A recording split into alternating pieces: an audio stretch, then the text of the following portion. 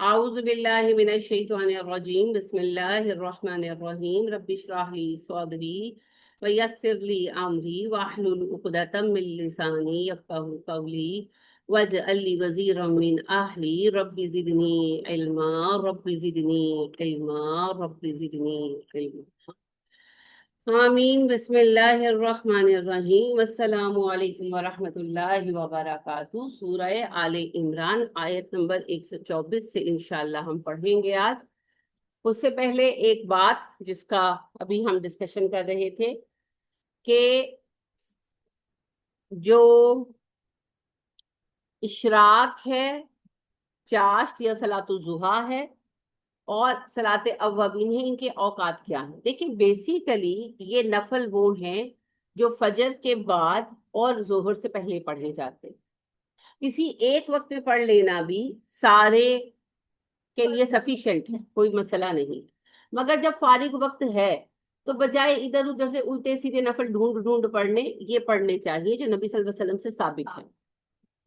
آپ صلی اللہ علیہ وسلم کے لیے جب ممکن ہوتا آپ فجر کے بعد بیٹھے رہتے جائے نماز پر، اور سورج نکلنے کے بعد 2 رکعت نفل پڑھ کر گھر آتے۔ انہیں کہا جاتا ہے نماز اشراق، شرقہ سے ہے نا۔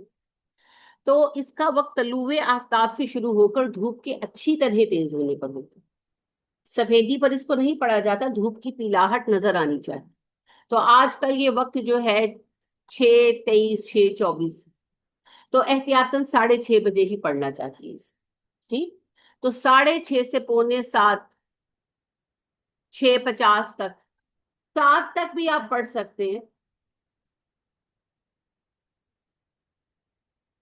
6:23 پہ آج کا وقت تھا، ٹھیک ہے، تو آپ 6:25 سے لے کر اس کو میکسیمم 7 بجے تک پڑھ سکتے۔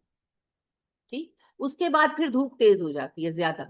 تو جب دھوپ میں اتنی تیزی آ جائے کہ اس کی گرمی محسوس ہونے لگے تو بیسیکلی پھر آپ کا ضحیٰ یا چاشت کا وقت شروع ہو جاتا ہے، اور وہ تب تک رہتا ہے جب تک دھوپ قابل برداشت رہے۔ تو آج کل کے موسم کے حساب سے دیکھیں، یہ 7 بجے سے تقریباً 11 بجے تک کا ٹائم ہے ہمارے علاقے میں۔ ظاہر علاقہ اور موسم ویری کرتے ہیں نا، صحرا میں اور حساب ہوتا ہے۔ اچھا، صحرا میں جب دھوپ چڑھتی ہے نا تو پھر دھوپ ایک ٹائم میں اتنی تیز ہو جاتی ہے جو 10 10:30 کا ٹائم صحرا میں ہوتا ہے۔ ہمارے یہاں وہ ٹائم 10:30 سے آگے عام طور پر 11 بجے ہوتا ہے۔ تو اس میں کیا ہوتا ہے کہ اتنی تیز ہو جاتی ہے دھوپ کہ جانوروں کے بھی پیر جلنے لگتے ہیں۔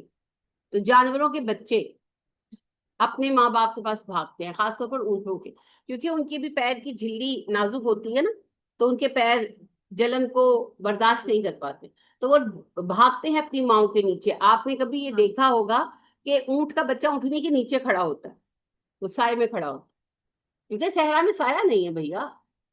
تو وہ ماؤں کو پتا ہوتا ہے کہ یہ بیئر نہیں کر سکتے، تو وہ پھر دوڑتے ہیں اپنی ماؤں کے پاس جہاں بھی ہو اور ان کے نیچے جاتے ہیں۔ تو واپس آنے کو اواب کہتے ہیں نا۔ حضرت ابراہیم کی صفت نہیں اللہ نے بیان کی، اواب اواہ منیب، خیر وہ اواب نہیں ہے، اواہ ہے۔ اواب واپس آنے والے کو کہتے ہیں، ٹھیک ہے، جو اپنے ٹھکانے پر لوٹ آئے۔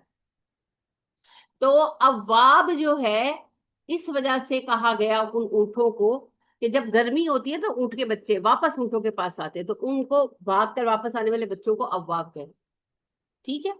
تو اس کو اس وجہ سے صلاۃ الاوابین کہا گیا، اگر یہ دھوپ کے اس کڑکتے ٹائم میں پڑی جائے، کہ اس وقت یہ صلاح پڑی گئی جب کہ دھوپ چمک گئی۔ تو یہ کوئی بحث کا موضوع نہیں ہے، یعنی اس میں بڑی دھارم دھار بحث ہوتی ہے۔ اس کے 2 پہلو ہیں، ایک بندہ وہ ہے جو جاب کرتا ہے، یا ایک خاتون وہ ہیں جس کے چھوٹے چھوٹے بچے ہیں، بوڑھے ساس سسر ہیں، شوہر کو بھی بھیجنے ہیں، گھر کے کام بھی کرانے ہیں، تو وہ کہتی ہے کہ میں کچھ ایک پڑھنا چاہتی ہوں، میں کیا پڑھوں؟ تو بیٹے تم ان تینوں میں سے کوئی ایک پڑھ لو، تمہاری تینوں ٹائموں کو کفایت کرے گی، جو تمہیں سوٹ کرتا ہے، ٹھیک ہے۔ اور دوسرا بندہ ہے بھئی اماں جی ہیں، دادی اماں بزرگ ہیں، فارغ ہیں، نیند بھی ان کو کوئی نہیں آتی، تو وہ کہتی ہے میں نے کوئی عمل دسو جڑا میں کراں۔ تو پھر سجے کھبے دے عمل کرن دی بجائے تسی اشراق بھی پڑھو، پھر تسی چاشت پڑھو، پھر تسی اوابین پڑھو، کیونکہ سب سنت عمل ہے، مستون عمل ہے، ٹھیک ہے۔ تو لہٰذا ان کے یہ اوقات ہیں کہ جو اشراق کا وقت ہے وہ سورج کے طلوع سے شروع ہوتا ہے، اور وہ مکمل ہوتا ہے دھوپ کے تیز ہونے پر، جو عام طور پر آدھا گھنٹہ 40 منٹ میں، ٹھیک. اور اس کے بعد دھوپ جب تیز ہو جاتی ہے تو چاشت کا وقت شروع ہو جاتا ہے، جو دھوپ کے اتنے تیز ہونے تک ہوتا ہے کہ آپ کھڑے نہ ہو سکے ننگے پیر زمین پر. تو یہ ٹائم عام طور پر 10:30 سے 11 کا ہوتا ہے، احتیاطاً 11، ٹھیک ہے، کیونکہ ہمارا علاقہ صحرا تو ہے نہیں، میدان ہے، تو اس لیے پھر 11. تو پھر 11 سے لے کر ظہر کا ٹائم 12:15 12:30، یہ آپ کا اوابین کا ٹائم، آپ کسی بھی وقت ادا کر سکتے، ٹھیک ہے. اور واسجد وقت تعریف جو ہے یہی ہے، سجدے کریں اور پاس آئیں، ہے نا. تو بجائے یعنی دیکھیں مقصد کی نماز تو ہم سب پڑھتے ہیں، نفل حاجت پڑھے، نفل توبہ پڑھے، ہمارے مقصد کی نماز ہے نا. تو کوئی ایسی نماز بھی ہو جو بغیر مقصد کی ہو، ہے نا. یعنی جب آپ کے بچے آپ کو کال کرتے ہیں تو آپ کیا پوچھتے ہیں، کیا کام ہے، کیونکہ کام سے ہی کرتے ہیں نا. تو اگر کبھی بچہ یہ کہے کہ نہیں امی کوئی کام نہیں ہے، صرف آپ سے بات کرنے کو دل چاہ رہا تھا، تو آپ کو کتنا اچھا لگتا ہے. تو اللہ بھی ہر وقت ہم پر متوجہ ہوتے ہیں اور کہتے ہیں ہاں بندے بتا کیا کام ہے، اور آگے سے ہماری یہ عرض ہو کہ اللہ جی کام کوئی نہیں، بس آپ سے بات کرنا ہے.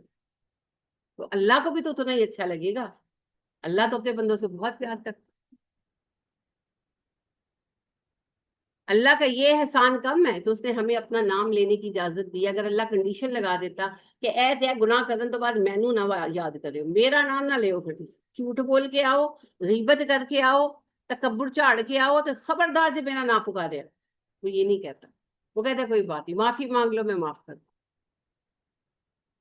تو یہی نعمت کم ہے کہ ہم جیسوں کو اس نے اپنا نام لینے کی، اپنا ذکر کرنے کی اجازت دی. تو یہی بڑی بات ہے جی، یہی بڑی بات. جی آپ کیا پوچھنا چاہتے ہیں؟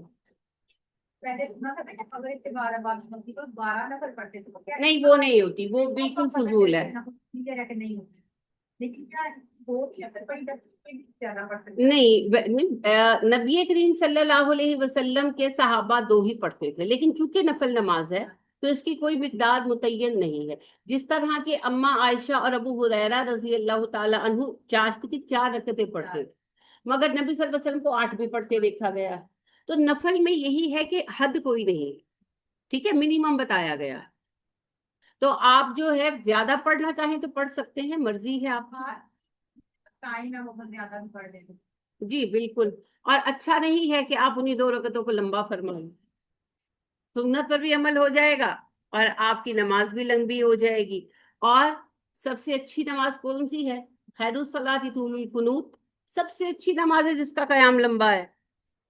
تو اگر وقت زیادہ ہے تو رکعتیں بڑھانے کی بجائے طوالت بڑھائیے، کوانٹٹی بڑھانے کی بجائے کوالٹی بڑھائیے، ہے نا. جب آپ کے پاس پیسے زیادہ ہوتے ہیں تو آپ زیادہ جوڑے لینے کی بجائے اچھا جوڑا خریدتے ہیں، ہے نا. بس یہی میئرمنٹس ہے نا. تو میئرمنٹ چینج کریں، زیادہ طویل کر لیجئے رکعتوں کو. اپنے رکوع کو پہلے تو قیام لمبا کریں، ٹھیک ہے نا. چلیں بہت لمبی صورتوں کو چھوڑیں، سورہ اعلیٰ پڑھ لی، سورہ علق پڑھ لی، قدرے لمبی ہیں. اب سورہ علق پڑھنے میں جو ٹائم لگا اتنا وقت لگائیے رکوع میں، اتنا وقت لگائیے قوما میں، اتنا ہی وقت لگائیے سجدے میں، اتنا ہی وقت لگائیے جلسے میں، اتنا ہی وقت لگائیے سجدے میں. تعدیل ارکان حاصل کیجیے، وقت ہے نا. تو بجائے اس کے کہ آپ 4 ڈشیں پکائیں اور کسی کا نمک کم اور کسی کا زیادہ، آپ 1 ڈش پکائیں اور سواد کی پکائیں، ہے نا.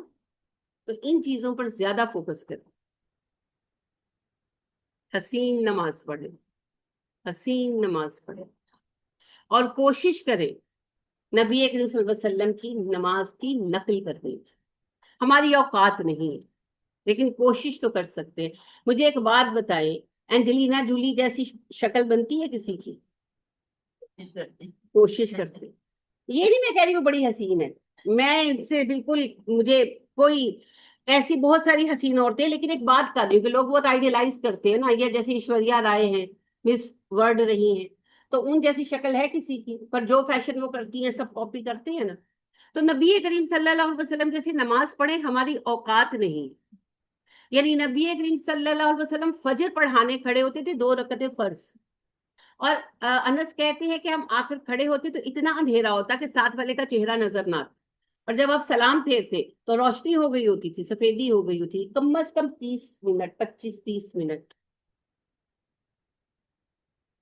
تو ہماری اوقات نہیں ہے کہ ہم نبی کریم صلی اللہ علیہ وسلم جیسی نماز پڑھ سکیں. ایک ویسی نماز، ایک ویسا سجدہ ہمیں مل جائے نا، سب پار کل صراط سمیت. لیکن کوشش تو کرنی چاہیے، ہے نا، کوشش کرنی چاہیے.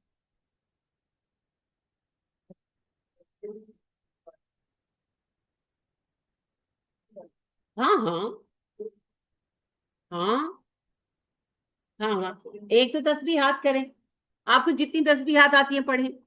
اور دوسری جو مانگنا ہے مانگے. نبی اکرم صلی اللہ علیہ وسلم نے یہی تو کہا، اپنی اہم دعائیں فرض نمازوں کے رکوعوں میں، سجدوں میں مانگو. تو رکوعوں میں دعائیں کریں، دعائیں کریں، دعائیں کریں.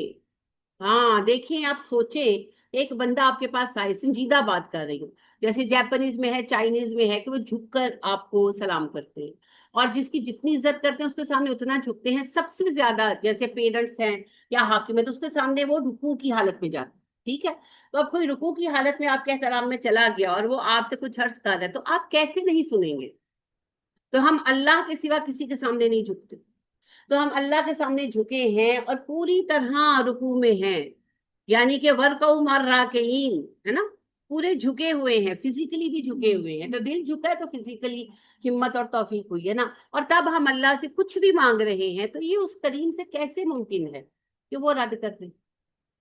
یعنی آپ کا نافرمان ترین رشتہ دار جس کو آپ کہیں کہ ایسے مر جائے تو میں ایسی نماز جنازہ بھی نہیں پڑھنی، وہ بھی آ کے آپ کے سامنے رکوع پہ بل جھک جائے نا اور معافی مانگ لے تو آپ معاف کر دو.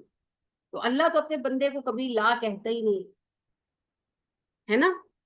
تو یہ کتنی عظیم بات ہے. تو رکوع میں دعائیں مانگے، خوب دعائیں مانگے، خوب دعائیں مانگے. پھر سجدوں میں دعائیں مانگے، پھر جلسے میں دعائیں مانگے. حنفی نماز نہ پڑھے کیونکہ اس میں جلسے میں کچھ نہیں پڑھنا. ہاں، 2 سجدوں کے درمیان کچھ نہیں پڑھنا. لیکن نبی کریم صلی اللہ علیہ وسلم کا انس کہتے ہیں جلسہ اتنا ہی لمبا ہوتا تھا جتنا سجدہ لمبا ہوتا تھا. تو آپ کیا خالی بیٹھے رہتے تھے؟ How is it possible? اور آپ نے دعا بھی سکھائی نا، رب اغفر لی ورحمنی وعافنی واہدنی وارفعنی واجبرنی وارزقنی. اتنی لمبی دعا سکھائی. اور باقی جو آپ کا دل چاہے مانگے، مرضی ہے. جی آپ کیا پوچھنا چاہ رہی تھی زینت؟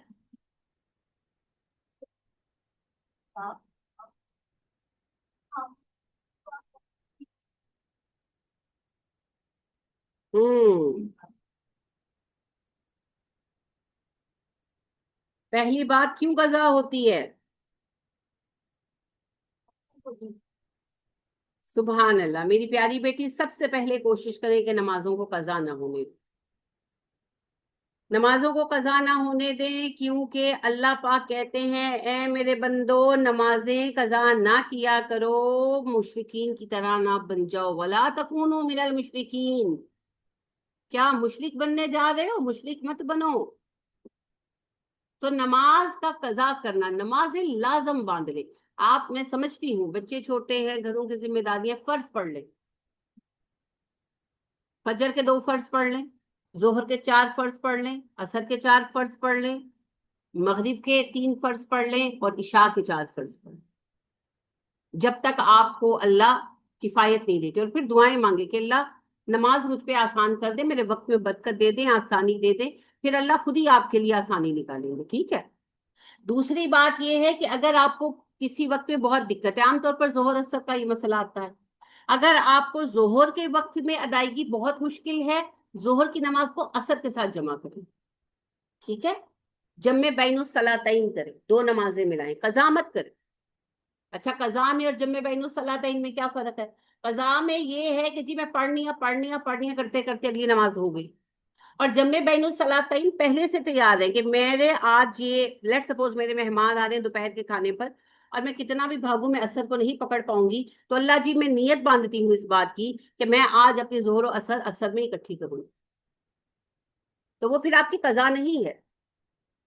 تو پھر آپ جب ظہر میں جس وقت آپ کو اگر تو اول وقت میں فرصت ملے وہ تو سبحان اللہ، ورنہ جیسے فرض کریں بچوں کے آج کل یہی ہے نا، اسکول سے آتے ہیں ٹیوشن بھیج کر مائیں فارغ ہوتی ہے، تو پھر جب فارغ ہوئے کھڑے ہوئے پہلے ظہر ادا کریں پھر اثر ادا، وہ آپ کی ادا نمازیں ہیں، وہ قضا نہیں ہے۔ all depends upon your نیت کا۔ اسی طرح اگر آپ کو مغرب عشاء کا مسئلہ آتا ہے، بہت ساری خواتین کو مغرب کا مسئلہ آتا ہے کہ مرد حضرات گھر آتے ہیں، انہوں نے کھانا کھانا ہے اور گرما گرم کھانا ہے، ایک خاتون یعنی کہ انہوں نے بتایا کہ وہ گھر میں 3 4 خواتین ہیں، پر یہ کہ سب کے میاں آتے ہیں اور جن کے گھر میں کہ گرم گرم توے نو لہنی روٹی کھانی ہے، تو وہ ایگزیکٹلی مغرب کا ٹائم ہوتا ہے تو وہ نہیں پڑھ پاتی اس ٹائم پہ، تو پھر وہ کیا کریں، تو وہ پھر اپنی نماز کو عشاء کے ساتھ جمع، اور جمع کرنے کا انحصار نیت پر، تو اپنی 2 نمازیں جمع کر لیں اور ان کو ادا کریں، ایک بات ہے۔ اور دوسری بات یہ کوشش کریں، سب سے احسن یہ ہے، یہ سب سے احسن ہے کہ آپ یہ کریں کہ جیسے ہی 12:15 نماز کا وقت ہو ظہر کا، آپ کے پاس زیادہ ٹائم نہیں، اب فرض پڑھ لیں، فٹافٹ فرض پڑھ لیں، اور جیسے ہی آپ کا اثر کا ٹائم ہو فٹافٹ فرض پڑھ لیں۔ اگر آپ سنتیں نہیں پڑھ پا رہے، آپ بہت مصروف ہیں، بہت پریشان ہیں، تو فرضوں کی تو حفاظت کریں نا، کیونکہ سوال تو فرضوں کا ہونا ہے۔ پھر اور ساتھ اللہ سے دعا کریں، اللہ میرے لیے آسانی کر دیں، اللہ میرے لیے آسانی کر دیں۔ آپ دیکھیں کہ چند دن میں اللہ آپ کے لیے ایسی حالت پیدا کرے گا، چاہے وہ حالت آپ کے کاموں کے برڈن کا شیئر ہونا ہو، چاہے وہ آپ کے اپنے اندر وہ طاقت آ جائے کہ آپ کہیں نہیں میں تو نماز پوری پڑھنی، اور آپ پڑھ لیں گے، آپ پڑھیں گے، ٹھیک ہے، عمر کے وقت اثر جمع کر سکتے، بالکل کر سکتے۔ جمع بین الصلاتین بالتقدیم بھی ہو سکتی ہے، بالتاخیر بھی ہو سکتی ہے۔ تقدیم کا مطلب ہے کہ آپ کو پتا ہے میری اثر چھوٹے گی اور لازمن چھوٹے گی، تو پھر آپ ظہر کے ساتھ اثر ملائیں، ظہر پڑھیں اور پھر اثر پڑھیں، اور نبی صلی اللہ علیہ وسلم نے پڑھی ہیں اور پڑھائی ہیں۔ ہاں، اذان سے پہلے یہ رعایت ہے بیٹی، یہ رعایتیں اسی لیے ہے، نبی کریم صلی اللہ علیہ وسلم سفر میں تو کرتے ہی تھے۔ ایک دن انس کہتے ہیں مدینے میں آپ صلی اللہ علیہ وسلم نے ظہر کی اذان دلوائی، لوگ اکٹھے ہوئے، اقامت کہی گئی اور ظہر کی نماز پڑھی گئی، پھر دوسری اقامت کہی گئی اور عصر کی نماز پڑھی گئی، حالانکہ ہمیں کوئی پریشانی نہیں، اور پھر عصر کی اذان نہیں دلوائی گئی اور ظاہر اثر ہو چکی تھی۔ پھر اس کے بعد آپ صلی اللہ علیہ وسلم نے مغرب کی اذان دلوائی اور لوگ آئے تو مغرب پڑھی گئی اور اقامت کہہ کے عشاء بھی پڑھا دی گئی اور لوگ چلے گئے۔ پھر اگلے دن آپ صلی اللہ علیہ وسلم نے وائس ورسا کیا، ظہر کی نماز کو ڈیلے کر دیا، عصر کی اذان ہوئی لوگ آئے تو پہلے آپ صلی اللہ علیہ وسلم نے ظہر پڑھائی اور پھر عصر پڑھائی، اور مغرب کو ڈیلے کیا اور اذان ہوئی اور لوگ آئے تو پہلے آپ نے مغرب پڑھائی اور پھر عشاء پڑھائی۔ کیوں کیا ایسا؟ ہمارے لیے حجت ہو جائے۔ ہاں، ہم لیزی بھی ہیں اور جھگڑوں میں ہم نے ان رعایتوں کو ضائع کیا ہوا، یعنی کہ ہمارے یہاں تو کوئی جانتا ہی نہیں ہے، کوئی جانتا ہی نہیں ہے۔ پہلی بار یہ بات جب میں نے پڑھی اور سنی تھی، ایک عالم صاحب تھے پی ٹی وی پر، انہوں نے، پرانی بات ہے، آئی واز ان میٹرک، تو پیپرز ہو رہے تھے تو سیکنڈ وہ بنا تھا ٹائم سینٹر، تو سیکنڈ گروپ میں آپ کو پتا ہے کہ جو ہے اثر نکل جاتی ہے، تو وہ میری نظر میں نے یہ بات سنی تو میں نے ظہر اثر ملا لی، تو یہ بات پر میرے پہلے تو بھائی نے ڈانٹا، پھر میرے بھائی کے ایک دوست ہے ابھی بھی ہیں، سعید بھائی، تو جیسے ان کے ساتھ ہمارا کافی آنا جانا ہے، تو ان کا کافی آنا جانا تھا، اچھے نیک آدمی تھے اور دعوت اسلامی کے بڑے جوش مبلغ بھی تھے، ان کے گھر دعوت اسلامی کا درس ہوتا تھا جس پر میں جایا بھی کرتی تھی، خیر تو وہ اسپیشلی ان کو پتا چلا تو اسپیشلی آئے، اور یعنی کہ انہوں نے مجھے کافی کھڑی کھوٹی سنائی۔ یہ تو شیعہ کرتے ہیں، نہیں انہوں نے یہ تو نہیں کہا، انہوں نے یعنی کہ انہوں نے مجھے کافی برا بھلا کہا، میں یعنی کہ مجھے نہیں کہا، ان عالم صاحب کو کہا، اور کہا کہ پاگل ہوں دینے، کھسکیوں دینے، ان کی اس طرح کافی بولے۔ خیر اس وقت میرے پاس کوئی دلیل نہیں تھی، مجھے لگا کہ شاید وہی غلط کہہ رہے ہیں، بات مجھے لاجیکل لگی کہ اذان تو ہوئی نہیں تو نماز کیسے پڑھ سکتے ہیں، تو میں نے پھر اللہ سے بھی توبہ کی اور میں نے کہا کہ ان دو نمازیں بھی جو 2 3 دن پڑھی تھی وہ بھی قضا لوٹائی عصر کی۔ پھر بعد ازاں آئی واز ان گریجویشن، تو میرا پھر سیکنڈ وہ بنا، تو ہماری لائبریرین تھی مس منیزا، تو میں بیٹھی، میں نے کہا دیکھیں سیکنڈ پروف بنا دیا تو پھر عصر کی نماز جائے گی 8 دن، تو کہنے لگی تو تم نمازیں ملا لینا، میں نے کہا کیسے؟ تو کہنے لگی کہ ظہر کے ساتھ. تو میں نے کہا یہ جائز ہے؟ تو کہتی ہے ہاں کیوں نہیں جائز ہے. میں نے کہا اس کی دلیل؟ تو کہنے لگی کہ تم یعنی کہ حدیث کی کتاب میں دیکھ لو. تو لائبریری تھی تو کتاب نکالی تو جیسے انہوں نے مجھے ایسے دکھائی تو میں نے پڑھی, اور میرے بھائی مجھے کلپتے رہے میرے اوپر. لیکن ہاں دلیل ہو تو پھر نہیں میں ہٹتی. ہاں الحمدللہ. تو میں پڑھتی رہی. پھر خیر بعد میں جا کر مجھے یہ ڈیٹیل میں کلیئر ہوا. تو اس کو انہوں نے بے وجہ کا مسئلہ بنایا ہوا ہے. یہ تو رعایت ہے نبی اکرم صلی اللہ علیہ وسلم نے ہمارے لیے دی, کیونکہ یہ مسائل ہونے ہی ہیں. دیکھیں 5-6 سال ایسے آتے ہیں, بچے چھوٹے ہیں, ساس سسر بوڑھے ہیں, آپ کو سب کچھ مینج کرنا ہے, مرد حضرات جابس کے اوپر ہیں اور ان کے پاس ٹائم نہیں ہے, یا پھر مہمان آ گئے ہیں, یا کوئی ایمرجنسی ہو گئی ہے, کچھ بھی ہو سکتا ہے, کالجز میں پیپرز ہو رہے ہیں, کوئی بھی ایسی سچویشن ہے, تو ان سب کے اندر آپ جمع بین الصلاۃ ہے. میں ایسے ہی کرتی ہوں, اثر میں بچے ہوتے ہیں نا تو میں وقت کے وقت اثر پڑھ لیتی ہوں. صحیح کرتی کیا اثر کو مغرب کے ساتھ ملا سکتے ہیں؟ نبی کریم صلی اللہ علیہ وسلم نے ایکچولی ٹائم سپینڈ بڑھانے کے لیے ظہر اثر کو اور مغرب عشاء کو ملایا ہوا ہے. لیکن کیا ملا سکتے ہیں, اس پر 2 رائے ہیں. ایک ہے کہ نہیں ملا سکتے, دوسری رائے یہ ہے کہ کنیکٹڈ نمازوں کو ملا سکتے ہیں. اثر اور مغرب کنیکٹڈ ہے, ملائی جا سکتی ہیں, اور میں بھی یہی سمجھتی ہوں کہ بوقت ضرورت ملائی جا سکتی ہیں, لیکن سنت پر کھڑے رہیں تو زیادہ اچھا. تو اگر ایسا پھر بھی اگر جو قضا ہو جائے تو قضا کو اولا وقت میں پڑھ لینا چاہیے, کہ جیسے اللہ نہ کرے اثر قضا ہو گئی, نہ ہونے دیا کرے. نبی صلی اللہ علیہ وسلم نے کہا جس کی اثر قضا ہو گئی اس کا ایسا نقصان ہوا گویا اس کا گھر بار لٹ گیا, جل گیا, راکھ ہو گیا, ایسا نقصان ہوا. اب سوچے کتنا بڑا نقصان ہے یہ. تو لہٰذا نہ ہونے دے قضا. لیکن اگر قضا ہو گئی تو پھر اس کو مغرب سے پہلے ادا کریں, یعنی کہ مغرب کی نماز پڑھنے کھڑے ہوں تو پہلے اثر کی قضا ادا کریں, پھر مغرب ادا کریں. ٹھیک ہے. اور ایک آپ کو تیرے بہدف بات بتا, یہ میرا پرسنل تجربہ ہے, آپ سے جو چیز چھوٹ نہیں نہ رہی اس کے لیے نماز توبہ شروع کر. کوئی بھی چیز جیسے نماز قضا ہو جاتی تو آپ رات کو عشاء کے بعد 2 رکعت نماز توبہ پڑھیں اور اللہ سے مدد مانگے کہ اللہ جی رحم کرتے مجھے. آپ دیکھیں گے بڑی تیزی کے ساتھ آپ پر اللہ فضل فرمائیں. کوئی بھی عادت, کوئی بھی چیز جو نہیں چھوٹ رہی, اس کے لیے نماز توبہ شروع. توبہ سے بڑی کوئی چیز نہیں. اللہ فرماتے ہیں قل یا عبادی الذین اسرفوا علی انفسہم لا تقنطوا من رحمت اللہ ان اللہ یغفر الذنوب جميعا انہ هو الغفور الرحیم. اے نبی صلی اللہ علیہ وسلم میرے ان بندوں سے جا کر کہیے جنہوں نے اپنی جانوں پر ظلم کیا ہے, ہمارے جیسے لوگ, اپنے اللہ کی رحمت سے مایوس نہ ہو. بے شک اللہ سارے گناہ معاف کر دیتا ہے, سارے معاف کر دیتا ہے. بھائی شرک معاف کر دیتا ہے, سارے گناہ معاف کر دیتا ہے, وہ بخش دینے والا ہے, مہربان ہے. مگر آئیں تو صحیح, مانگے تو صحیح.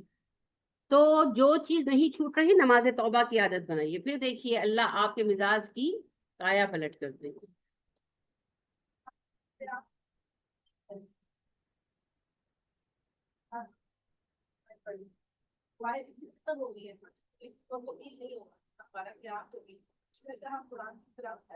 نہیں نہیں, قرآن کی تلاوت رکوع سجدے میں بالکل نہیں کریں گے. البتہ آپ اپنی دعائیں ریپیٹ کر سکتے, ریپیٹ کر سکتے, جتنی چاہے ریپیٹ کریں, اور ایک دعا کو جتنی ہی بار چاہے پڑھیں, کوئی مسئلہ نہیں. 1000 بار پڑھیں بھائی, گنتی کس بات کی, پڑھی جائیں پڑھی جائیں. نبی کریم صلی اللہ علیہ وسلم نماز پڑھنے کھڑے ہوئے, تہجد کی. انس کہتے ہیں کہ آپ صلی اللہ علیہ وسلم نماز پڑھنے کے لیے کھڑے ہوئے, پہلی رکعت کا ہی قیام, ماشاءاللہ آپ کا تو بہت طویل ہوا کرتا تھا. خیر آپ نے قیام کیا, رکوع کیا, رکوع سے اٹھے, سمیع اللہ لمن حمیدہ, ربنا ولک الحمد. تو ولک الحمد, ولک الشکر, کیا ہے, نہیں جی نہیں, ولک الحمد ولک الشکر, یہ پڑھنا. تو رو پڑے, تو تھوڑی طبیعت سنبھلی, پھر ولک الحمد ولک الشکر, پھر رو پڑے. تو انس کہتے ہیں ساری رات گزر گئی, آپ صلی اللہ علیہ وسلم یہ ایک کلمہ پڑھتے اور روتے رہے, ولک الحمد ولک الشکر, ولک الحمد ولک الشکر, یہاں تک کہ ہم نے بلال کے قدموں کی آواز سنی. تو آپ صلی اللہ علیہ وسلم نے پھر 2 رکعتیں مکمل کی. ساری رات اس ایک, اور میں کہتی ہوں اس رات کی کیا کیفیت ہوگی اللہ کے, ہے نا, ساری رات اس ایک بات پہ روتے. وَلَكَ الْحَمْدُ وَلَكَ الشُّكْرُ، اللہ کی نعمتیں یاد کرتے رہنا۔ اور ایک اور موقع کے بارے میں اما عائشہ کہتی ہے کہ آپ صلی اللہ علیہ وسلم کھڑے ہوئے اور آپ صلی اللہ علیہ وسلم نے سورہ آل عمران شروع کی اور آپ نے اس کی آیت تلاوت کرنی شروع کی جو عیسیٰ کہیں گے کہ اللہ تیرے بندے ہیں، چاہے تو بخش دے چاہے سزا ہے، اور آپ رونے لگے اور آپ یہ آیت پڑھتے اور روتے، اپنی امت کا خیال آتا، اور ساری رات گزر گئی اور اماں بھی کہتے کہ ہم نے بلال کے قدموں کی آواز سنی، تو پھر آپ صلی اللہ علیہ وسلم نے اپنی 2 رکعتیں مکمل کریں، ساری رات اس ایک آیت پہ روتے۔ تو یہ والی کیفیت آ جائے نا، تو پنجابی سے کہتے پھرتے چس آ جائے، نماز سے چس پھر آئے گی، جب یہ والی کیفیت آ جائے پھر آپ کو تعدادوں کی ضرورت نہیں پڑے گی، اتنی بار پڑھے اتنی بار دیکھنا تبھی آتی جب ہم غمزدہ ہوں۔ نہیں، پتہ کیا ہے، آپ درست فرما رہی ہے، شکستہ دل، بالکل وہ اقبال کہتے ہیں نا، چھپا چھپا کے نہ رکھ سے تیرا آئینہ ہے وہ آئینہ، تو شکستہ ہو تو عزیز تر ہے نگاہ آئینہ ساز، ٹوٹا ہوا دل زیادہ اللہ کو پسند ہے۔ لیکن میں آپ کو ایک بات بتاؤں، جسے اللہ کی محبت مل جاتی ہے نا، تھوڑی بہت، زیادہ تو ہماری اوقات کی نہیں ہے، لیکن تھوڑی بہت بھی، تو اللہ سے جدائی کا غم تو رہتا ہے نا۔ ہاں، جس کا بچہ دور چلا جائے، آپ کا بیٹا دور ہے، تڑپتا ہے نا دل، آپ کا دور ہے، قرار آتا ہے، تو جس کا رب اس سے دور ہے نا، دنیا میں بیٹھے ہیں، اب مر کر جائیں گے تو پتہ نہیں اللہ کی مغفرت کے لائق بھی ہوں گے کہ نہیں، تو وہ پھر وہ ہر وقت روتا ہے، جو بچھڑا ہوا معشوق ہے نا، عاشق ہے نا، سوری، وہ اپنے معشوق کے لیے روتا ہے، جو محبوب ہے وہ اپنے محب کے لیے روتا ہے، محب محبوب کے لیے روتا ہے، الٹ بول گئی ہوں، جو محب ہے وہ اپنے محبوب کے لیے روتا ہے، قدرتی بات ہے، لہٰذا آپ دیکھیں بچے چلے جاتے ہیں اور مائیں پیچھے روتی رہتی ہیں، ہے نا، نیچرل ہے۔ تو جب اللہ کی محبت مل جاتی ہے نا، تو محبت سے بڑی لذت بھی کوئی نہیں، اور محبت سے بڑا غم بھی کوئی نہیں، ٹھیک ہے۔ تو محبت اللہ کی مانگا کر، کیا دعا ہے اللہ کی محبت مانگنے کی؟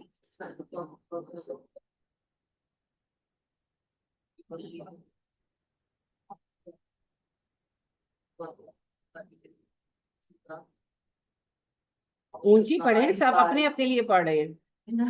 اللہم انی اسألک حبک وحب من یحبک وحب عمل یقربنی الی حبک، رو رو کر پڑھیں، سجدوں میں پڑھیں، رکوعوں میں پڑھیں، بار بار بار بار، پھر دیکھیں پھر مزہ آئے گا۔ میں پہلے ربی ماں پڑھتی تھی، پھر جو ہے نہیں، ماں باپ سے بھی اللہ پہلے یہ پڑھتی تھی۔ بالکل جی، اللہ سب سے اوپر ہے، اللہ کی محبت، اس سے بڑی کوئی چیز نہیں ہے۔ تو اللہ کی محبت کے لیے جو ہے نا، دعائیں مانگنی چاہیے۔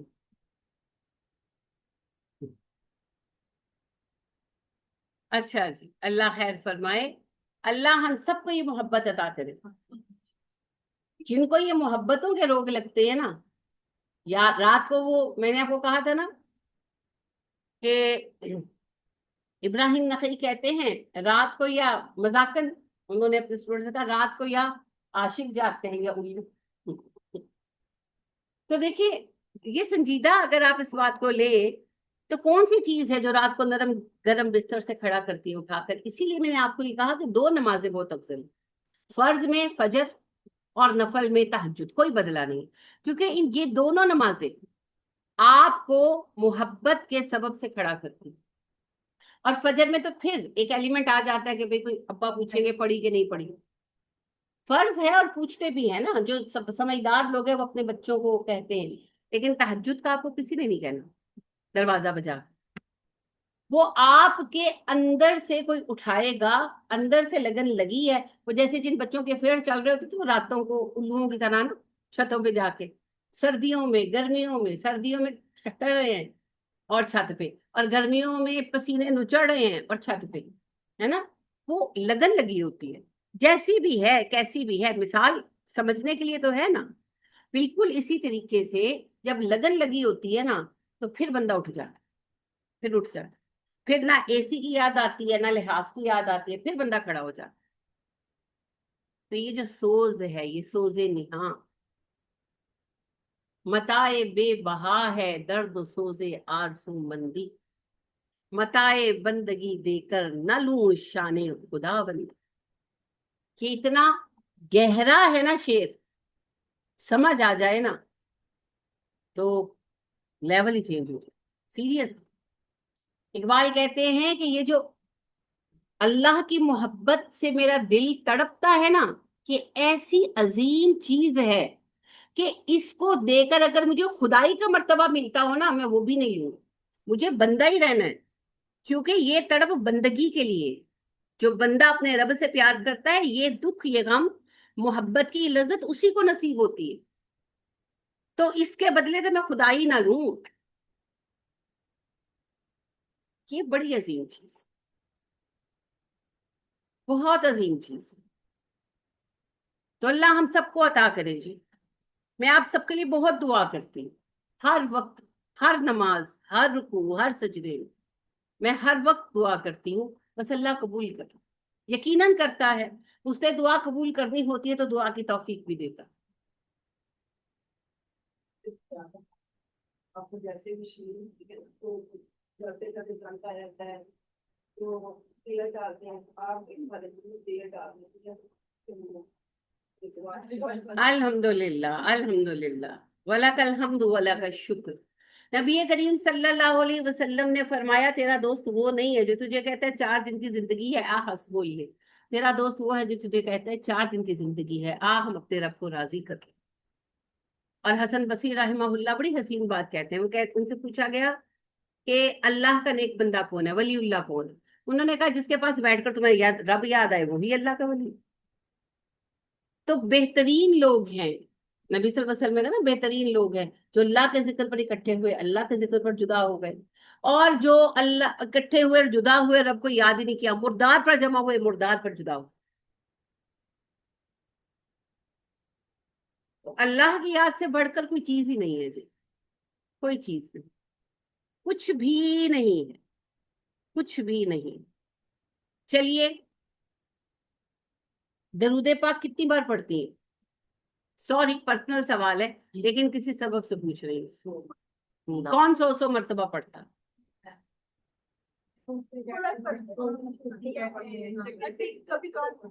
کچھ چیزیں کاؤنٹ کرنی چاہیے، ہاں ان میں درود پاک ہے.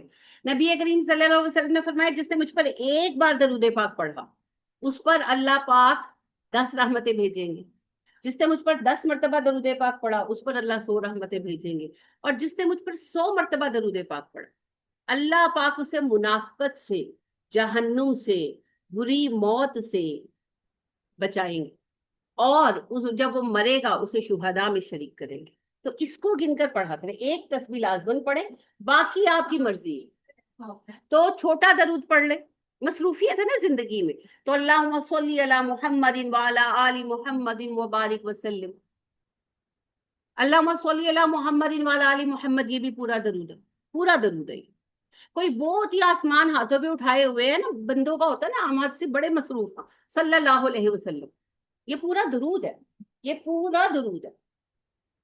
ٹھیک ہے، اور یہ صحیح اوتھینٹک درود ہے جو آپ کے نام کے ساتھ ہم پڑھتے ہیں.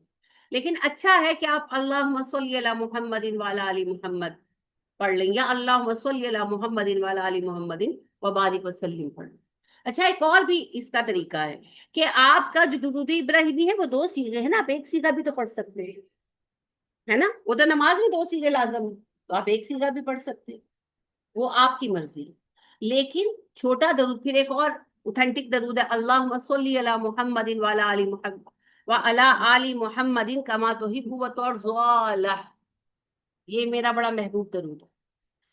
اے اللہ نبی کریم صلی اللہ علیہ وسلم اور آپ کی آل پر درود اتنا بھیج جس سے تو راضی ہو جائے اور جتنا تو پسند کرے. معنی بھی بڑے اچھے ہیں تو یہ پڑھ ہے نا. تو مرضی آپ کی ہے. اللہم صلی علی محمد پورا درود ہے، پورا درود ہے. پورا، اور حدیث میں، لہذا اوتھینٹک. تو جس کو، وہی میں نے کہا نا آسمان ہاتھوں پہ اٹھایا ہوا ہے، ہٹائیں گے تو گرے گا سر پہ، تو وہ اللہم صلی علی محمد کی ایک تسبیح پڑھ لیں. کیا کہا میں نے؟ نبی صلی اللہ علیہ وسلم نے کیا کہا؟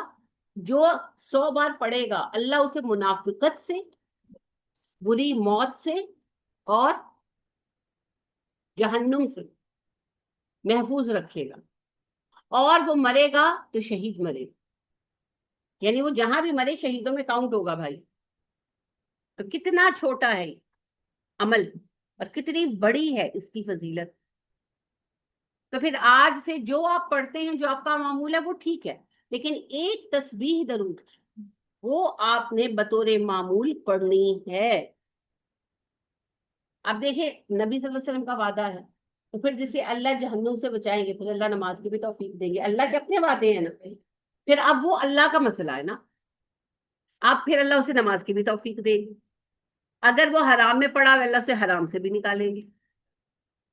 ٹھیک ہے نا. تو جس کے لیے کچھ نہیں کر سکتے، ہوتا ہے نا بعضوں کا شوہر کہنے سننے میں نہیں ہوتے، بیٹے کہنے سننے میں نہیں ہوتے، تو پھر کچھ نہیں کر سکتے نا، انہیں درود پاک پڑھنے کی تاکید کریں اور سر پہ بیٹھ کے پڑھوائیں.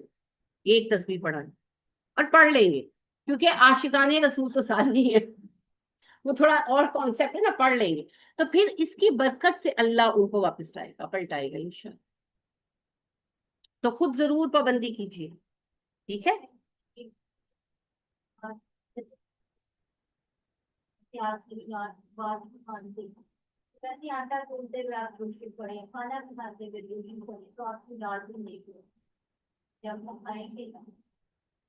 کھانا بناتے ہوئے وغیرہ آپ ذکر اللہ کرتے رہیں، اس میں درود پاک بھی شامل ہے.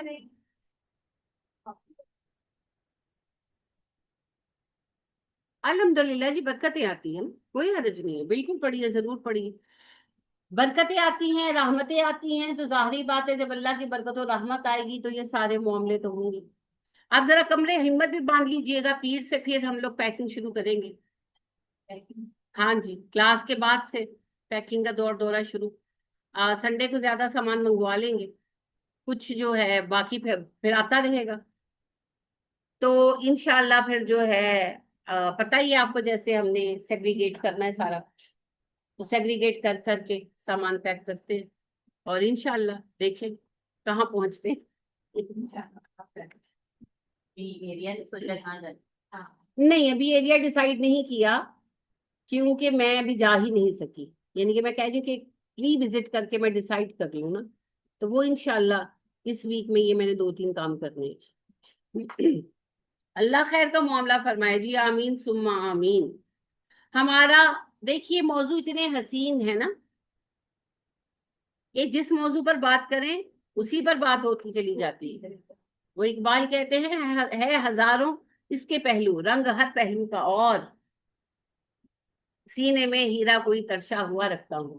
وہ تو دل کے بارے میں کہتے ہیں، مگر علوم القرآن بھی ہیرا ہی ہے.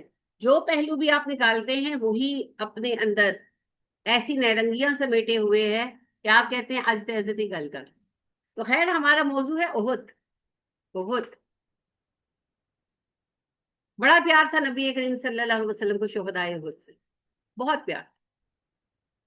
سارے ہی پیارے تھے آپ کے ماشاءاللہ، مگر خاص طور پر حمزہ رضی اللہ تعالی عنہ، بڑا پیار تھا آپ کو حمزہ سے، بڑا پیار تھا آپ کو حمزہ سے. حمزہ کی مثل کوئی دوسرا نہیں تھا، بہت چاہتے تھے آپ. یعنی زندگی میں آپ نے کسی کو کبھی کچھ نہیں کہا، لیکن حضرت وحشی سے کہا جب آپ میرے سامنے آتے مجھے میرے چچا یاد آتے، آپ میرے سامنے نہ آیا. بہت چاہتے تھے حمزہ کو، بہت چاہتے. اور دوسرے مصعب بن عمیر رضی اللہ تعالیٰ عنہ، بہت پیار تھا نبی کریم صلی اللہ علیہ وسلم. اور نبی کریم صلی اللہ علیہ وسلم کی دعوت میں مصعب کا رول بھی بڑا اہم رہا. جو نصیب مصعب کا ہوا ہے سب کا ہو، لیکن ہو نہیں سکتا نا.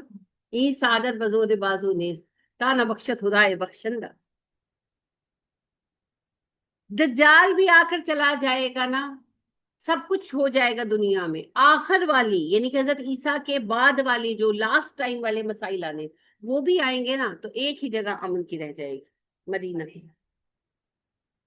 یہاں تک کہ پھر ریاض الجنہ اٹھا لیا جائے. تو اس مدینہ کو مسلمان کرنے کی سعادت مصعب بن عمیر رضی اللہ تعالیٰ عنہ کے حصے. پہلے مبلغ اسلام مصعب تھے، پہلے علم بردار اسلام مصعب. مصعب کے جیتے جی جھنڈا کسی کو نہیں ملا. مصعب پھر احد میں شہید ہو گئے، پھر آگے جھنڈے اوروں کے حصے میں آئے. تو مصعب کا مقام ہی اور بہت پیار تھا آپ کو. اور 2 بار نبی اکرم صلی اللہ علیہ وسلم دنیا کی بات کر کے غمزدہ ہوئے، اور دونوں بار مصعب پر ہوئے. ایک دن مسجد نبوی میں آپ بیٹھے تھے تو مصعب گزرے. تمیز تو تھی نہیں، شروع ہجرت کے دن تھے. تو ایک انہوں نے کپڑا باندھ رکھا تھا کمر سے لے کر گھٹنوں تک، اور اس میں بھی 2-3 جگہ پر چمڑے کا پیمند لگا تھا. اور ظاہر ہے کہ نہانے کے لیے نہ صابن نہ کچھ، تو بالوں میں بھی مٹی شٹی. تو اس حال میں گزر کر گئے. تو ان کو جاتے دیکھے نبی صلی اللہ علیہ وسلم نے ان کی حالت نوٹس کی، تو آپ کی آنکھوں میں آنسو آ گئے. تو صحابہ نے کہا اللہ کے نبی صلی اللہ علیہ وسلم آپ کیوں آزردہ ہو گئے؟ آپ نے کہا مصعب کا حال دیکھو، میں نے مکہ میں اس بندے سے زیادہ خوش لباس انسان نہیں دیکھا، اور اس سے زیادہ قیمتی خوشبو استعمال کرنے والا بندہ بھی میں نے مکہ میں کوئی نہیں دیکھا. جس راستے سے، یہ نبی صلی اللہ علیہ وسلم کے الفاظ ہے، جس راستے سے مصعب گزر جاتے تھے ان کے جانے کے بعد بھی خوشبو آتی رہتی تھی. وہ اتنی قیمتی خوشبو استعمال کرتے تھے، اور یہ باقاعدہ ان کے تذکرے میں ہے کہ وہ خاص مصر کی خوشبویات بائے کیا کرتے تھے، مہنگی. اور آپ صلی اللہ علیہ وسلم نے کہا جس راستے سے مصعب گزر جاتے تھے ان کی خوشبو ان کا پتہ بتا دیتی. آج اللہ اور رسول کی محبت میں یہ حال ہے کہ پہننے کو ایک کپڑا بھی میسر نہیں اس کو. اور دوسری بار جب مصعب شہید ہوئے احد میں اور دفن کیے گئے، تو آپ کو پتا ہے کفن تو تھا نہیں، ہے نا. ہمارے والے حالات نہیں تھے. ہم تو نہ شکر ہیں، غریب سے غریب مرتا ہے نیا کفن آتا ہے، پھر بھی ہم روتے رہتے. کفن نہیں تھا. تو جو ان کی تہبندیں تھی نا وہی کھول کر اوپر ڈال دی گئی، انہی میں جو ہے لپیٹ دیا گیا. اب ظاہری بات ہے جن کی ہائٹ زیادہ تھی تو سر چھپائیں تو پیر کھلے، تو پیر چھپائیں تو سر کھلے. تو آپ صلی اللہ علیہ وسلم سے عرض کہ اللہ کے نبی صلی اللہ علیہ وسلم ایک چادر کافی نہیں ہے حمزہ کو، مصعب کو، اور بھی کچھ صحابہ کو. آپ نے کہا اچھا سر چادر سے کور کر دو، پیروں پر گھاس ڈال دو. ایسے ہی کیا. تو جب آپ صلی اللہ علیہ وسلم آئے، یعنی کہ آپ نے مصعب کو دیکھا، تو دوبارہ یہ دوسری بار تھی آپ کی کہ آپ روئے. آپ کی آنکھوں سے آنسو ٹپک رہے تھے، اور آپ نے کہا مصعب میں نے آپ کو مکہ میں دیکھا، آپ جیسا خوش لباس کوئی نہیں تھا، اور آپ کے بالوں سے جو خوشبو آتی تھی ویسی خوشبو میں نے کبھی نہیں سنی. عرب آج بھی نا بالوں میں عطر لگاتے. تو آپ صلی اللہ علیہ وسلم نے کہا جیسی آپ کے بالوں سے خوشبو آتی تھی میں نے کبھی نہیں سنی. اور آج اللہ اور رسول کی محبت میں آپ کا یہ حال ہے کہ آپ کا چہرہ اور بال گرد آلود ہے، اور آپ زخموں سے نکلنے والے خون سے آپ کا جسم سنا ہوا ہے، اور آپ کے کفن کے لیے ایک چادر بھی میسر نہیں، ہم نے گھاس ڈالی ہے پیروں. کبھی نبی صلی اللہ علیہ وسلم نے کسی کی حالت پر ملال نہیں کیا، مگر مصعب کا وہ زمانہ اور یہ زمانہ دیکھ کر آپ بھی رنجیدہ ہو. اور آپ دیکھیں حضرت مصعب رضی اللہ تعالیٰ عنہ کا مقام و مرتبہ اللہ جانتے ہیں، پر دنیا میں مصعب کو کامیابی دیکھنے نصیب نہیں ہوئی، یعنی دنیاوی کامیابی. مدینے والے مسلمان ہوئے، ہجرت ہوئی، مگر سخت ٹائم میں چلے گئے نا، احد میں چلے گئے. تو جو اللہ کے لیے کام کرتے ہیں، کہیں نہیں لکھا کہ تم میرے رستے میں آؤ گے تو میں تمہارے لیے پھول بچھا دوں گا. اللہ تو کہتے ہیں آؤ آؤ میں آزماؤں گا تمہیں، پھر میری مرضی ہے، چاہے تمہیں تخت سلیمانی عطا کروں اور چاہے سلیم، یہ تو میرا فیصلہ ہوگا. تمہیں کام کرنا ہے نا، تم سے کام لینا کیا ہے؟ حسین کی شہادت زیادہ فائدہ مند ہونے والی ہے یا حکومت؟ یہ تو اللہ کو پتا ہے. تو اللہ میدان کربلا میں لائیں گے یا مصر کے تخت پر بٹھائیں گے، یہ اللہ کی مرضی ہے. جب آپ نے والنٹیئر کر دیا اللہ میں حاضر ہوں، تو پھر اللہ جو چاہے آپ سے کام لے، چاہے آپ کو عظیمت کی مثال بنائے چاہے عدل کی. پھر کس بات کا شکوہ ہے نا. تو جو حاضر ہوتا ہے وہ پھر ہر حال میں حاضر ہوتا. میں سے آپ سے ایک بات پوچھیں؟ جی ضرور. جیسے آپ نے یہ کہا کہ وہ سب سے زیادہ اچھا لباس پہنتے تھے، خوشبو اچھی لگاتے تھے، تو پھر کیا ان کی حالت اس طرح کیوں ہوئی؟ کیا انہوں نے سارا مال دے دیا تھا، یا انہوں نے اللہ کی راہ میں اپنے آپ کی ایسی حالت خود کر دی؟ اس کی وجہ کیا تھی؟ کائنڈلی یہ بتائیں گے؟ نہیں نہیں، مسلمان بڑے معتدل ہیں جی، وہ اللہ کی راہ میں اپنی حالت ایسی نہیں کرتے. اور نبی صلی اللہ علیہ وسلم فرماتے ہیں ایک قوی مسلمان ایک کمزور مسلمان سے زیادہ محبوب ہے اللہ کو. اور یہ قوت مال کی بھی ہے اور یہ قوت جسم کی بھی ہے. ہاں، یہ فقیر نہیں چاہیے اللہ کو، اردو والے تو فقیر. پھر ایسی حالت ان کی کیسے بحث ہوئی کر رہی ہوں، یہ؟ بحث کر رہی ہوں. ان کا معاملہ تو وہ تھا، وہ جو ہر بات پہ دیتے تھے حوالہ میرا، اب میرے ذکر پہ وہ بات بدل دیتے. مصعب رضی اللہ تعالیٰ عنہ اپنی ماں کے بڑے چہیتے بیٹے تھے، مگر جب مسلمان ہوئے تو ماں نے گھر سے نکال دی. پیسہ تو ماں کا تھا، سارا پیسہ ظاہر ہے ماں کا تھا تو ماں کا ہی تھا. تو انہوں نے شرط رکھی اس خاتون نے کہ محمد کو چھوڑ دو صلی اللہ علیہ وسلم، آبائی دین پر آ جاؤ، سب کچھ تمہارا ہے. تو مصعب نے خدا اور رسول کو چنا. اب ظاہری بات ہے اس وقت میں لٹرلی بلینئر تھے وہ، یعنی کہ بلینئر ماں کے بیٹے تھے، تو کام کوئی کیا ہی نہیں تھا. اب جو ایک دم سے کرنا پڑا تو پھر ان کو کام کوئی آتا نہیں تھا. آپ کا جو کوئی ہم جیسوں کا عام لوگوں کا بچہ ایک دم سے جائے تو اس کو کیا آئے گا؟ تو پھر کیا کرتے تھے؟ مزدوری، لکڑیاں کاٹ کے بیچ لی، سامان اٹھا لیا، تو اس سے بس گزر بسر کرتے تھے. اور ویسے بھی پھر ٹائم اسلام کے لیے وقف کر دیا نا. قرآن سیکھا، مکہ میں تبلیغ میں لگے رہے، پھر آپ صلی اللہ علیہ وسلم نے مدینہ روانہ کر دیا، تو پھر وہ ساری زندگی جو ہے وہ اسلام کے ساتھ ہی وابستہ رہے. جو 15 سال ان کی باقی 15-16 سال کی زندگی باقی تھی، تو ماں نے نکال دیا تھا جی. اور ایسی دیکھیں سخت دل تھی، یعنی یہ اسلام اور کفر کا فرق ہے. وہ ایسی سخت دل تھی کہ 13 سال مکہ کے تھے نا، تو مصعب جو ہیں وہ پہلے سال میں ہی ایمان لانے والوں میں سے، سابقون الاولون میں سے. تو 12 سال وہ بیٹا جو ناز و نام میں پلا یہ تکلیفیں اٹھاتا رہا. اور مدینہ میں تو پھر صفہ مل گیا تھا، مکہ میں تو آسرا ہی کوئی نہیں تھا. تو کبھی تیرے شیڈ کے نیچے سو گئے تو کبھی میرے شیڈ کے، کبھی حرم کے باہر سو گئے. اور ظاہر ہے اس خاتون کو سب پتا تھا، مگر اسلام سے نفرت اتنی تھی کہ بیٹے سے بھی نفرت ہوئی. اور آپ سوچیں کہ اس مصعب کی اللہ کے ہاں کیا قدر و قیمت تھی. بڑی بات ہے جی قربانی دینا، بڑی بات ہے قربانی دینا، سیریس بات آپ سے کہہ رہی ہوں.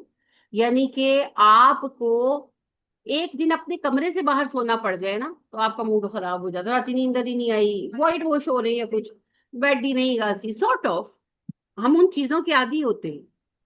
تو اللہ کی راہ میں ایسی عظیم قربانی دینا، اور یہ بہت سارے صحابہ، بہت سارے صحابہ. عبداللہ بن سعود رضی اللہ تعالیٰ عنہ کا بھی ایسا ہی ہے. وہ بھی سردار کے بیٹے تھے. نبی صلی اللہ علیہ وسلم مدینہ آ چکے تھے، عبداللہ بن سعود رضی اللہ تعالیٰ عنہ نے قبول اسلام کیا. باپ کو بتایا کہ میں مسلمان ہو گیا ہوں. باپ نے کہا کہ میرا بیٹا رہنا ہے تو اسلام چھوڑنا ہوگا. انہوں نے کہا اسلام تو نہیں چھوڑوں گا. اس نے کہا میرا گھر چھوڑ دے. عبداللہ بن سعود نے کہا اوکے. جانے لگے، اس نے کہا گھوڑا وغیرہ یہ سارا میرا ہے. انہوں نے کہا ٹھیک ہے ابا جی سب کچھ دے دیا. اس نے کہا کپڑے بھی میرے پیسے اترے، کپڑے بھی اتروا لیے، لٹرلی ننگا گھر سے نکال دیا.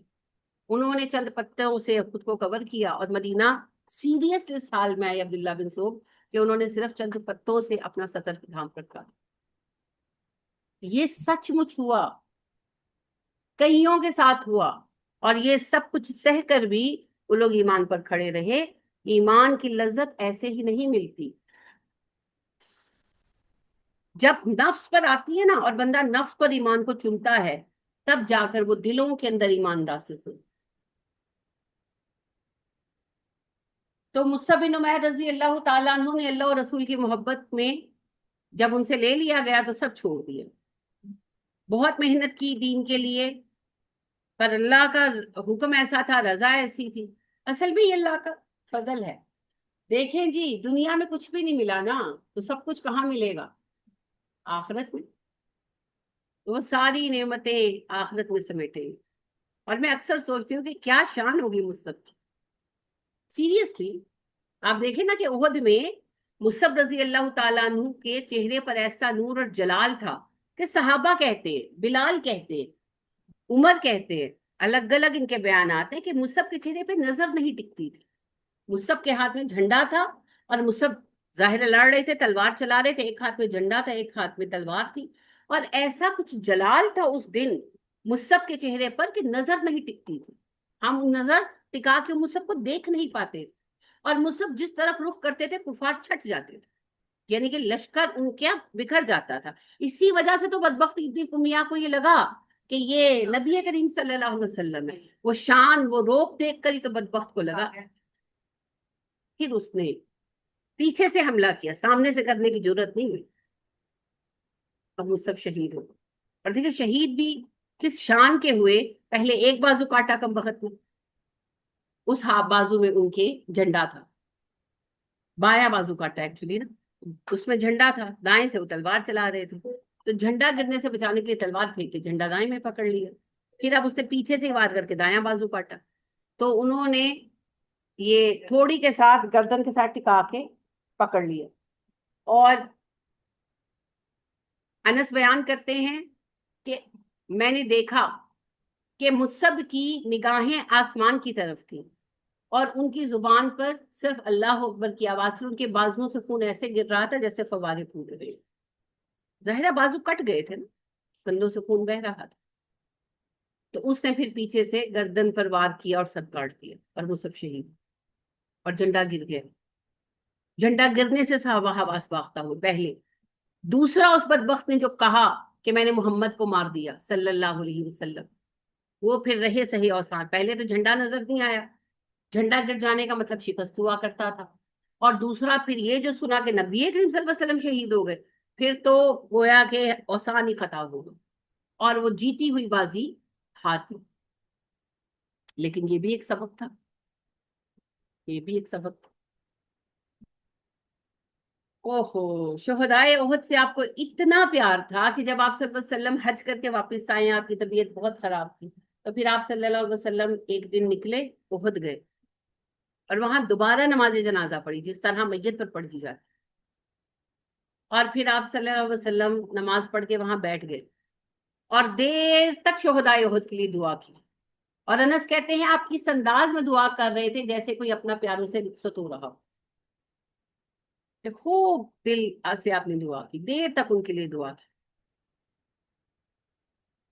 پھر آ گئے گھر، اس کے بعد آپ وفات پا گئے. تو بہت پیار تھا آپ کو احد والوں سے، بہت پیار تھا، بہت پہاڑ سے بھی. ہاں آپ نے کہا یہ پہاڑ احد مجھ سے محبت رکھتا ہے، میں اس سے محبت رکھتا ہوں. خیر، لیکن احد والوں سے یہ بڑا بابرکت تذکرہ ہے جی. انشاءاللہ کل اس کی تفصیل میں چلیں گے اور اس کے واقعات کو ترتیب سے دیکھیں گے، پھر واقعات کے ساتھ ہم آیات کو جو ہے وہ پڑھیں گے انشاءاللہ. اللہ کریم ہم سے قبول فرمائے، آمین. سبحانک اللہم و بحمدک ونشہد ان لا الہ الا انت ونستغفرک ونتوب الیک. السلام علیکم ورحمۃ اللہ وبرکاتہ.